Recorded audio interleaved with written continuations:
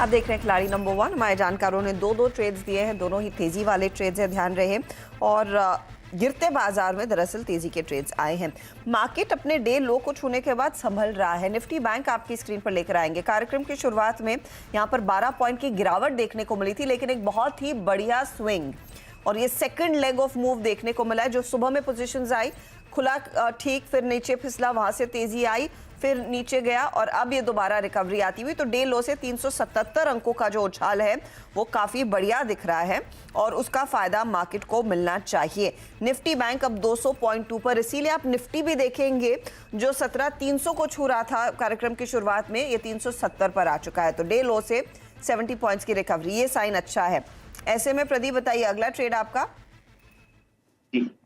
तीसरा ट्रेड में जोड़ना चाहूंगा मेटल स्पेस से आरएचआई मैग्नेसिटा को।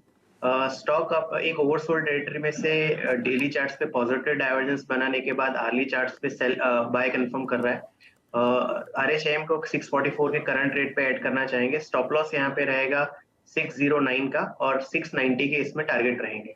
609 स्टॉप लॉस है और 690 का टारगेट है। ये है आरएचआई मैग्नेसिटा, 4.5% की तेजी स्टॉक में।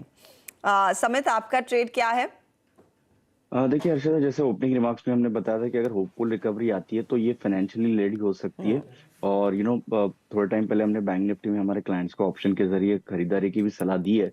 तो एक private banking stock IndusInd bank जो रिसेंटली एक अच्छा करेक्ट हुआ है हायर लेवल से।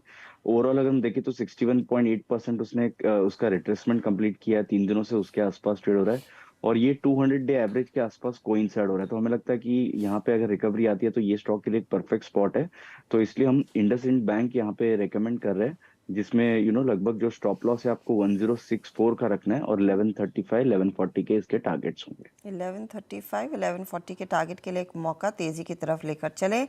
ये है फिलहाल इंडसइंड बैंक का तेजी वाला ट्रेड। और बैंकों में हमने देखा एक बहुत बढ़िया मूव, इनफैक्ट पिछले लेवल से 1% ऊपर इंडसइंड बैंक इस समय आता हुआ। अरुण बताइए आपका ट्रेड क्या रहेगा? तीसरा स्टॉक भी अगेन एक ब्रेकआउट स्टॉक ही रहेगा। 555 556 के आसपास पॉलिसी बाजार चल रहा है। इसको करंट लेवल पे बाइंग की राय रहेगी। 540 का स्टॉप लॉस लगाएं। ऊपर में 610 615 ये दो टारगेट्स 1 से 2 दिन में जरूर देखने को मिल सकते। 504 स्टॉप लॉस का लेवल क्या कहा आपने?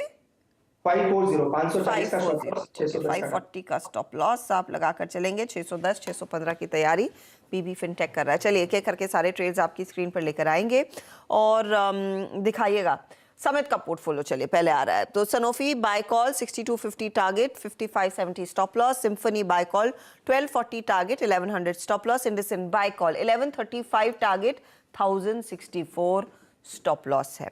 सनोफी 0.5% से ज्यादा 0.66% जोड़ रहा है, 0.43% सिम्फनी एंड 0.37% के रिटर्न्स इंडसइंड बैंक में। तीनों में तेजी देखने को मिली है। अरुण कुमार मंत्री ने जीएसपीएल के साथ शुरुआत की। Buy call 310 target, 277 stop loss. NHPC फिर आया 43 का टारगेट, 3770 स्टॉप लॉस है। और पीबी फिनटेक 610 टारगेट है, 540 आपका स्टॉप लॉस है। जीएसपीएल 0.14% जोड़ रहा है, एनएचपीसी ड्रैग कर रहा है, 0.22% जोड़ रहा है पीबी फिनटेक। प्रदीप पोचंदानी ने भी तेजी के ट्रेड्स दिए। एस्टर डीएम के साथ शुरुआत हुई थी। तेजी का trade 260 target, 222 stop loss. RHI Magnesita 690 target, 609 stop loss.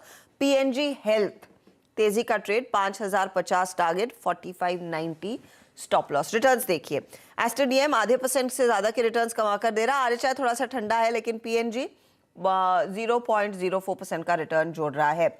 तो अब कौन कहां पर पहुंच रहा है, पारी की बस शुरुआत ही हो रही है। रिटर्न्स आपकी स्क्रीन पर। समित ने लीडरशिप ली है, 1.23% के रिटर्न्स इनके, 0.32% के रिटर्न्स प्रदीप के, हल्का सा नेगेटिव टिक -0.21% के रिटर्न्स अरुण कुमार मंत्री के।